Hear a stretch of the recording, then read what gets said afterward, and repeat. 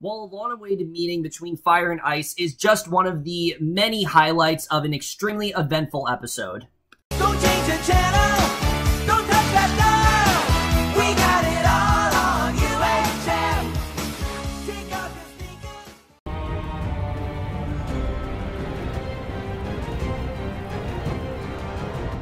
Hey guys, time for Game of Thrones Season 7, Episode 3, The Queen's Justice, and I was definitely really looking forward to this episode, more than most, because the way that last week's episode left off, first of all, we had that incredible massacre last week, but also the fact that we knew we were getting a long-awaited confrontation between Daenerys and between Jon, and not only did we get that in this episode, but holy shit, this was an eventful episode. I mean, I think all 3 episodes so far this season have been great. This has to be the best one, though. I mean, so much great stuff in this episode.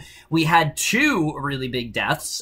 We had this crazy war scene. We had a lot of stuff going on with Jon and Daenerys, and it's clear the show is moving to its endgame. I mean, it's pretty obvious at this point. Obviously we've done this for a while, but you can definitely tell the way they are picking, they are shifting the pieces to the, to the show's bookend, and it definitely does feel that way. But this episode was phenomenal. I really love this episode. Without a doubt, best episode of the season so far, and you can tell that them having the shorter length, again, it's really benefiting them. They're moving in every scene, and that's something I really do love on this show. Because I've said before, when Game of Thrones is slow, it's not bad. It's mainly because of how much forward momentum, the show does generate, that when it's slower, it's still a good show. Game of Thrones is just better when there's like 50 things happening in one episode, and that's exactly what happened here. But let's just get right into it. And we start off, and immediately we see the arrival of Jon at Dragonstone, and he and Tyrion greeting each other. They're having a friendly exchange, acknowledging that they're both still standing. Remember, Tyrion's one of the last of his family, even though he's not really a Lannister. He's kind of abandoned that side of the family. He's one of the last remaining, and Jon is one of the last of his kind. He's one of the last Starks that there are, even though he constantly says, I'm not a Stark. And Tyrion then introduces Missandre, who asks for Jon Snow's weapons. He and his men then hand them over without a fight, mainly because, they're trying to make sure that they are allied with these people. They don't want to be enemies, and they're just going to do whatever they say, which I did like seeing. I like that there isn't any tension. I mean, there's tension definitely between the Targaryens and between the Starks, but at the same time, you can tell that Jon is basically willing to do whatever. He's willing to do whatever to recruit Daenerys because he really needs her in that way. So basically, Sir Davos makes small talk with Missandre, and as they walk toward the castle, quickly discovering this small talk is really not something that she is really good at, and Tyrion then asks after Sansa and informs Jon Snow that he never consummated their marriage. And I like that he told her that, though. We get some really fun banter between Tyrion and Jon because, there's a lot to catch up on. The fact that he did, in fact, marry his sister, and he actually did sleep with her, but they didn't actually have sex. So that was really funny. And Tyrion wants to hear the tale of how he went from Night's Watch to King in the North, but Jon wants to hear how a Lannister became the hand to a Targaryen. And right before that happens, a dragon then flies low overhead, and Tyrion has one of the best lines in the entire episode where he tells Jon, I'd like to say you're going to get used to it, but you just don't. And I love that. I love how he still is kind of freaked out by that. And Jon and Sir Davos then hit the ground in shock. Jon watches them circle the castle before he continues his journey up the stairs to meet the Mother of Dragons. And this was just such a great opening. I love the way this was done. It really was that introduction that we had been waiting for. We've been setting up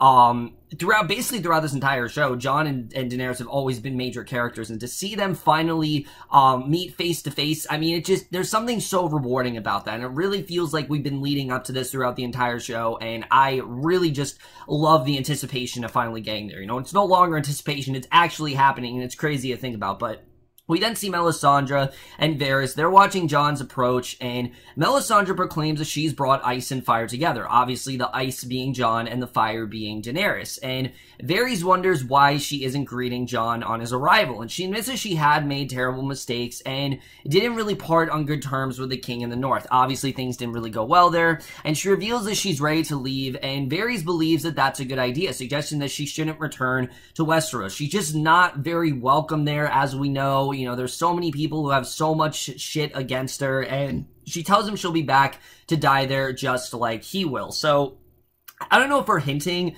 that Melisandre is going to die, but I feel like it's inevitable. Remember, Melisandre is a lot older than she looks. I mean, she's like, what, 100,000 something years old? I mean, we've known that from the premiere last year. She's obviously very old, and there's only like a few things that are keeping her alive, and I could very well see Melisandre die here. But to see that she is just that distraught and she doesn't really want to welcome Jon, I understand that the Watch has a lot against her, but the fact that she basically just is willing to die, I mean, it was really sad to see. But Daenerys then seated at the throne as Melisandre lists off her lengthy titles, and Ser Davos simply says that, you know, he introduces Jon and he's a king in the north, and Daenerys calls Jon a lord, and Ser Davos corrects her. She recalls Torrhen Stark bent the knees to her family and swore featly to House Targaryen in perpetuity, and that should mean that Jon needs to bend the knee, but he refuses. He's not going to do that. You know, he's not, he was hoping they can work on equal parts here. He's, you know, while he's willing to do a lot, he is not willing to treat Daenerys like she is better than him, because that's not what he wants. And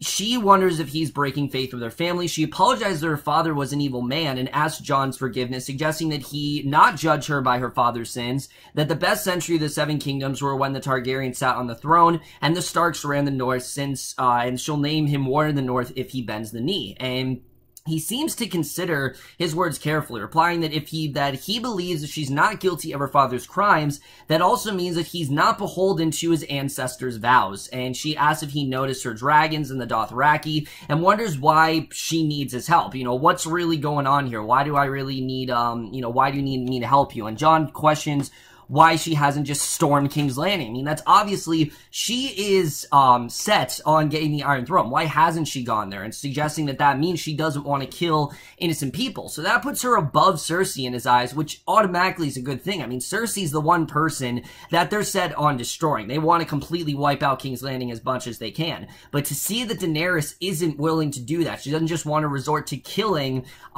shows Jon really how honorable of a person she really is. And Daenerys takes offense when Jon calls all the so-called kings and queens children, because they need to pay pay attention to the enemy in the north, which is the dead. The army of the dead is on the march, and he asks Tyrion if he believes him when he says he's seen the Night King and the White Walkers, and they can't be allowed past the wall or everyone else will die. And that's just kind of how it's going to go. You know, if they go past there, everyone's gonna die. And Daenerys wonders if Ned knew that Robert Baratheon sent assassins to kill her in her crib. She reveals her history of rape and betrayal, which we know the history that Daenerys has obviously had with that. It goes pretty far, but she adds that faith has kept her standing. She believes in herself, not myths or legends. She approaches Jon and tells him that she was born to rule the Seven Kingdoms, and Jon says that she'll be ruling over a graveyard if they don't defeat the Night King. And I thought that was a really well done scene. I like seeing these two kind of come to an agreement, realizing that they definitely have been raised on very different values, but they both kind of want the same thing. They want to take, they both want that Iron Throne, and to seal that Iron Throne, they have to take out the Night King, and the Targaryens are kind of all the help they need. And again, I really do love seeing these two come together here. So Ser Davos claims destiny has made Jon the king in the north. He's a bastard who united the north and worked with the wildlings, adding that everything she doesn't believe in,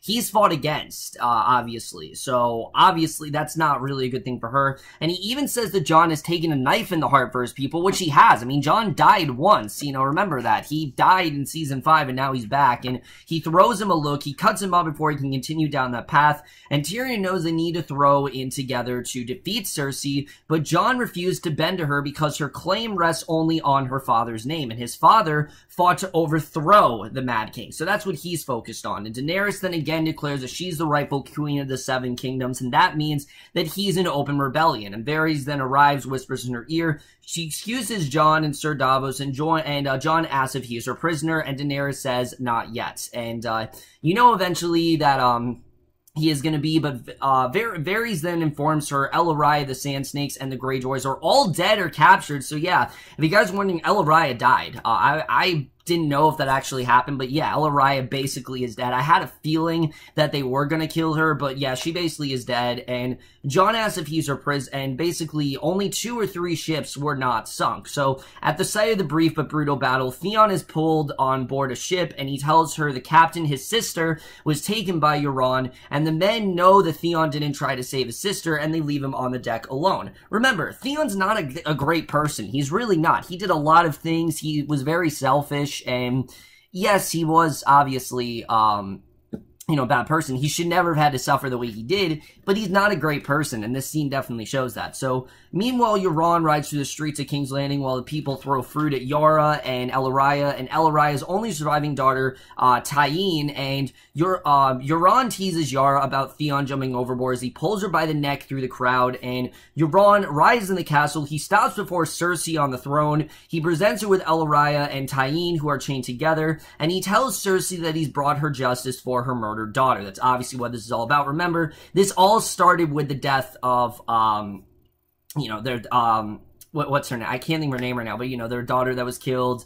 Starts with them. Myrcella. It was obviously for the death of Myrcella, and Cersei proclaims that Euron is the greatest captain on the 14 seas. He says the only reward he wants is her. He just wants to be married to her, and she promises him his reward, but not until the war is won, and Cersei speaks to her people, telling them that Euron will lead their navy, and Jaime and Euron then whisper insults to each other, with Euron asking Jaime if Cersei likes it gentle or rough. And that scene, it was both very disrespectful, but also really funny, because you know what Euron's talking about, and Jaime's furious, but Euron walks away before he can respond. So you know that Euron, he's just there to fuck Cersei. That's what he wants. He wants to fuck her, he wants to have, he wants to be with her, and he's not really looking for anything else. Cersei, on the other hand, is looking for a lot more than that. She's looking for someone who is going to take her far and make sure that she stays on the Iron Throne, which again, I don't really think is gonna, last for that much longer. So, Cersei meets with Elaria and her daughter in the dungeon, recalling how Elaria screamed as Oberyn died, and Cersei talks about her only daughter and how much she loved Myrcella, pointing out that what a great beauty Elaria's daughter is, while Elaria tries to speak through her gag. Cersei admits that she lies awake thinking of ways to punish Elaria for killing, Myrcella, and crushing her skull was one option, but that's just too fast. She needs to make sure that she kills her in a much more brutal way that will really, have a very visceral effect on her. And instead, Cersei uses the same poison that Elaria used on Myrcella, and she kisses Tyene, and she describes how Elaria will be forced to watch their daughter dies in the cell. Elaria will never leave the cell, and instead will stay there and watch her daughter rot and turn to dust. So basically, Cersei's gonna do what she can to starve her daughter and make sure her daughter dies, and I don't think there can be a more brutal death than that. I think that's pretty good revenge. And on one hand, you're like, yes, go Cersei. This is perfect revenge for your daughter. But on the other hand, it's kind of like, oh, Cersei, you're taking this a little too far. So, and I love how the show does do that. How they make us kind of root for Cersei, but at the same time really fucking despise her. I think they just do a really great job with that. It just shows how she is still going too far. When it comes down to it, she is still Cersei Lannister. She does still make a lot of cutthroat decisions, and she really doesn't think things through a lot of the time, and she really just kind of wants things to go the way that they should without actually thinking about it. That's just kind of who Cersei is, and I think this scene very much showed that. So, she visits Jaime, he's been heavily drinking, and he tries to get her to stop kissing him, but then gives in, and next up for Cersei is a meeting with a representative from the Iron Bank. They actually want their gold back, and she swears that she'll repay the Lannisters' debt. So, we don't know if she's actually going to do that, if she's actually going to give it back to them, but we'll have to see what happens with that. But Tyrion and Jon then brew together outside, with Jon upset that he's a prisoner on the island. He wants to be treated as an equal. He wants to be able to work with Daenerys and them working side by side, but that's not what's going on. He's very angry that they took his ship because he's certain that the dead are coming for them all. And they argue about bending the knee, and Jon admits that he was told by all his advisors not to answer a summons from the Mad King's daughter. That's just kind of how he's been raised. And Tyrion says that both she and Jon protect people from monsters, and that after just one single meeting, Daenerys won't head north to find an enemy he hasn't seen and doesn't know. And I thought this was very realistic, the way this was played out, because, on a lesser show, she would have easily just been like, alright, yeah, let's go. But remember, this is the first meeting that Daenerys and Jon have ever had, and it's the first meeting they've really had where they're not at each other's throats. There's a lot to consider with this. There's a lot of ways this can go well, but at the same time, there's a lot of things this could go very wrong, because how does she know that Jon has her best interests at hand? How does she know that Jon isn't just going to abandon her? There's obviously a lot of things to consider that Jon hasn't really thought about, and Tyrion doesn't believe that that's a reasonable request, and then asks Jon there's something he can do to help him. So I like the way that Tyrion, basically just, gave it to him straight, that this isn't really going to work out. Who knows if she's actually going to think this over, but she's still considering it, and I really do love the way that this was all done here. After his brief meeting with Jon, Tyrion tells Daenerys that Jon needs dragon glass because it can be used as weapons against White Walkers, and of course that's the main reason why they're there. So Tyrion wants to believe that Jon is wrong, but isn't really convinced, and Tyrion then admits that he believes him because Jon was told by his advisors not to come, but he came anyway. Even though everyone, including Sansa, said this was a horrible idea, he still came, and he still is there to, look for her best interest. Basically Tyrion says to give him something by giving him nothing, and basically he tells her to let him mine the dragon glass, and Daenerys wonders about Sir Davos' statement about Jon taking a knife in the heart, but Tyrion dismisses it as fantasy, which it isn't. I mean, that's exactly what happened. Literally, the entire Night's Watch turned on Jon, as we know. They killed him, and then Jon came back to life. And again, that's something that's very hard to describe. You can't just randomly go up to someone and be like, yo, yeah, I actually, I died once and I'm actually alive again. It's not just a normal conversation you have. So I do think she's eventually going to find out, but it's definitely going to take a while for him to do that. So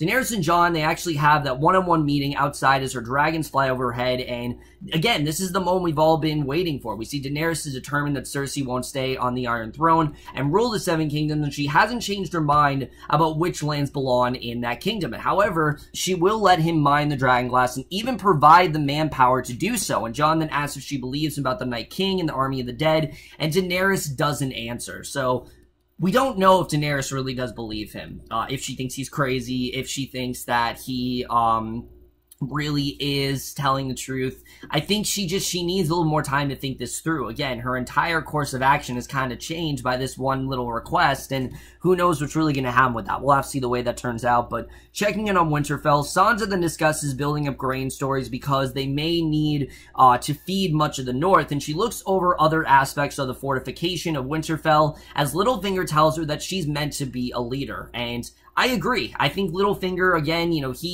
he said a lot of shit, and he's really not to be trusted, but I do agree that Sansa is a true leader. And their talk is interrupted when Bran arrives, and seeing Bran and Sansa interact again was really cool. Outside Winterfell, near the old tree, Sansa informs Bran that he's the Lord of Winterfell now, but he says that he's the three-eyed raven, and he can't possibly be the Lord. He can see everything that's happened to everyone, but he must learn to see better and has to be ready for that. And he can't fully explain to Sansa, and he apologized for everything that's really happened to her, because he knows everything that Sansa's really gone through. He remembers the snow falling and that she was in her beautiful wedding dress, something he wasn't there in person to witness. And I thought this was just a really good scene. Again, Bran and Sansa, they've been through a lot, and she chooses herself to head back inside while Bran remains by the tree. And the fact that Bran, isn't taking this offer, he knows that he's not the one to do it, is definitely very interesting. And who's going to be the Lord of Winterfell? I'm not entirely sure right now. I think the best thing to do would, I don't know if Jon's going to get this title, but we'll have to see the way that really does turn out. But at the Citadel, the Archmaster and Sam examine Jorah, who's now completely free from grayscale. It's like he never had it. And yes, that scene was brutal last week, but it was worth it because Jorah is completely cured, and he says it hurts less, and the Archmaester thinks that the infection is no longer active. So neither Jorah nor Sam confess to having undergone the procedure. Remember, he thinks that, the Archmaester pretty much thinks that Sam just listened to his request that was denied, and that's it. Well, we know that Sam actually did perform the surgery, and Jorah saying it was just the rest and the climate. He's no longer infectious, so Jorah's free to leave. But Sam, of course, is in trouble. The Archmaester reminds him that he was forbidden to treat Jorah because he could have been infected, and he then tells Sam that he should be proud because Jorah's alive because of him. So, again, even though they tried to cover it up, he obviously did figure it out, and who knows what the penalty is going to be for Sam here. But back at Dragonstone, Daenerys wants to destroy Euron's ships using her 3 dragons, and no one can stop them, but Tyrion says that she can't go with her dragons. It's just not that simple, and Tyrion admits that Cersei knows full well the Unsullied are on their way to attack Casterly Rock, and he believes that she'll have over 10,000 men there, and they will in fact be ready for, actually 10 million men there, and they will in fact be ready for battle. So yeah, over 10,000 men are all going to be ready for battle, and we get this incredible scene where we switch to actually see the Unsullied launching their attack against Casterly Rock, and Tyrion's describing what he believes will happen as on the screen we see it all unfold. The gates are impenetrable, and many men will die, but Tyrion adds that while his father built the castle, it was up to him to build the sewers, and he knows all the secret ways to get in, including a passage from the sea that leads to under a guard tower, and while the the Unsullied keep the men busy defending the front of the castle, 10 men sneak in, they open the gates. The battle is very brutal as the Unsullied are outnumbered with less weapons and armor, but Cersei's armies fight out of fear while the Unsullied fight for their freedom and for the person who gave it to them. The Unsullied actually triumph and they take Casterly Rock, and as they fight in the castle,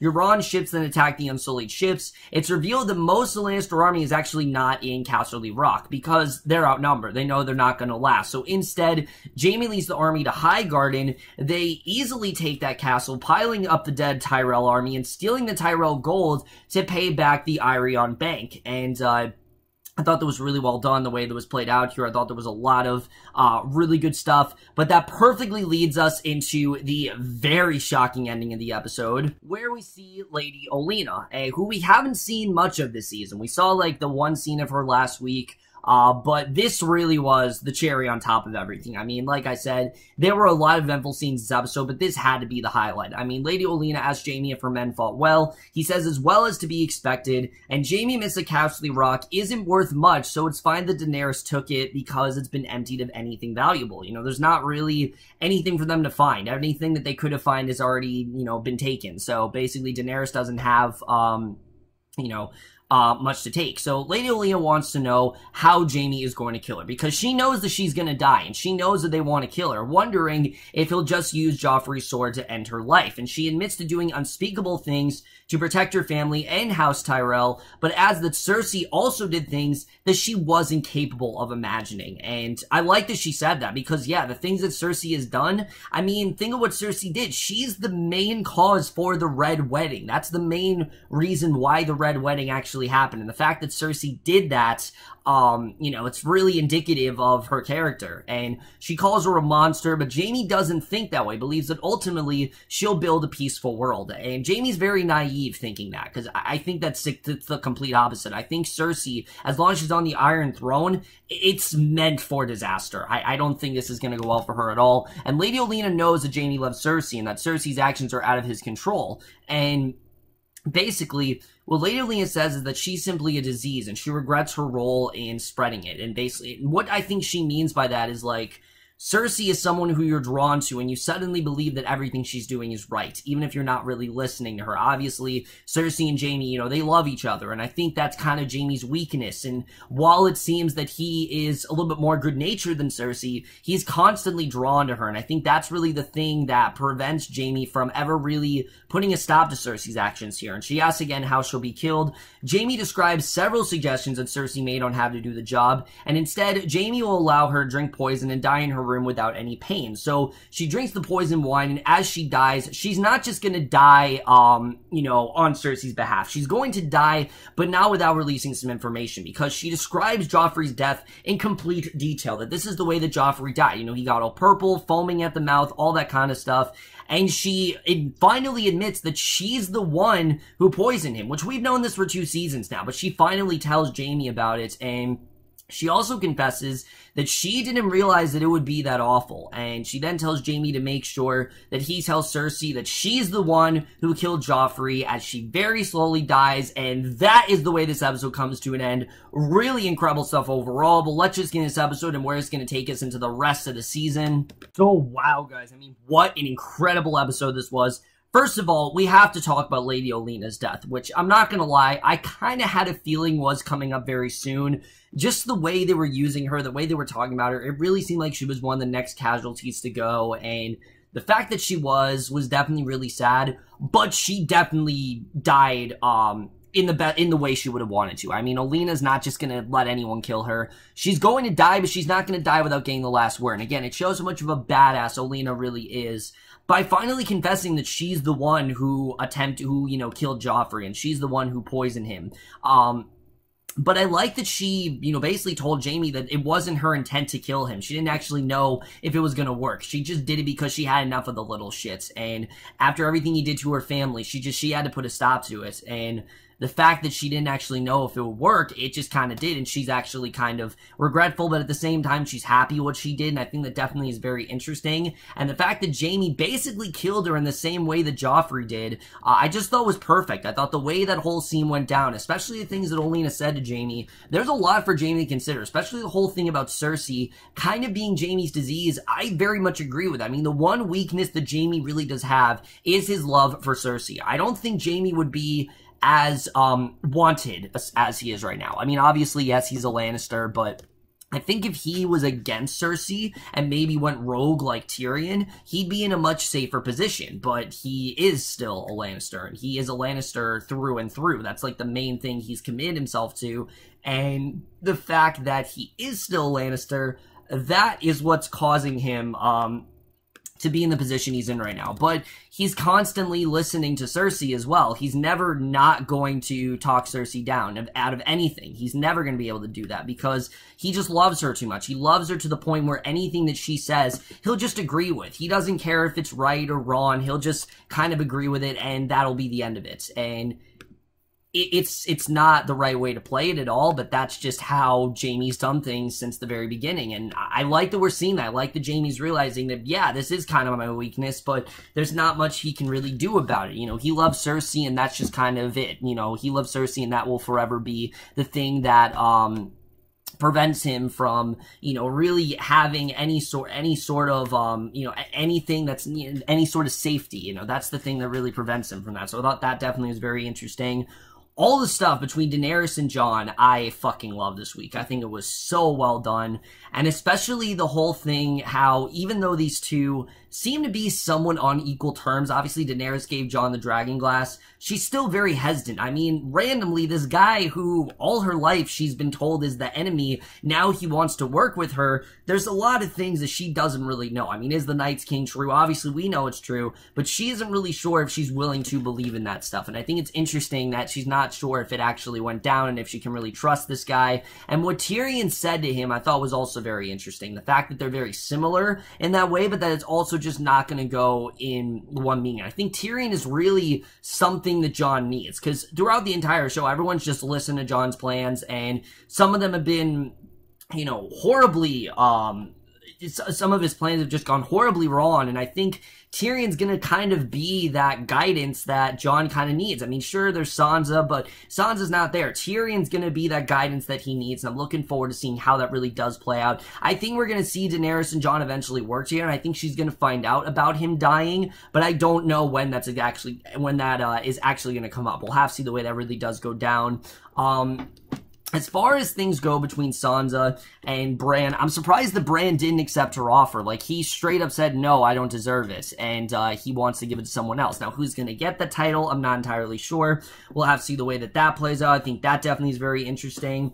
And then I guess the only things to really talk about, one, Euron, as a character is just so vindictive, and he's so powerful, and I don't know how long this is going to work out for him, because it's clear his main goal is to just sleep with Cersei. That's what he wants to do. He wants to sleep with her, he wants to be with her in that way, and that's really all he's looking for. Cersei, I think, on the other hand, is looking for someone who's actually going to benefit her in the way where she'll stay on the Iron Throne. She's not necessarily looking for a romance, she's looking more for someone who's going to benefit her, and someone who will make sure that she stays on that Iron Throne, but she's already doing things to damage that. I mean, what she did, to Eloria, yes, it probably was the right way to do things, but she is definitely taking things too far. And who knows if she's going to be able to pay this money to the Iron Bank? Who knows that's really going to go well? Who knows if she'll really be able to get away with all the stuff that she has? Again, on one hand, you're kind of happy for Cersei, but on the other hand, you feel like she's taking things too far, and I don't know how long Cersei's going to be able to do all this. We'll have to see the way that's really going to go. I think that's going to be very interesting.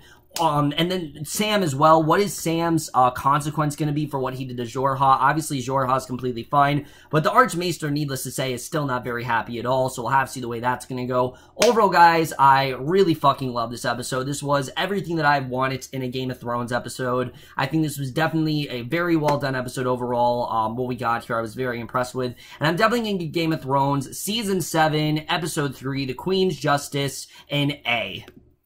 So over guys, doing this episode of Game of Thrones, and those guys thought this episode overall, love your thoughts on it. I am absolutely loving this season. Every episode, there's just so much more momentum, and I really do love it, I have to say. But that's in my review. Hope you enjoyed it. We'll see you guys in my next video, which will be for Twin Peaks: The Return, and we'll see you guys for that. Okay, bye.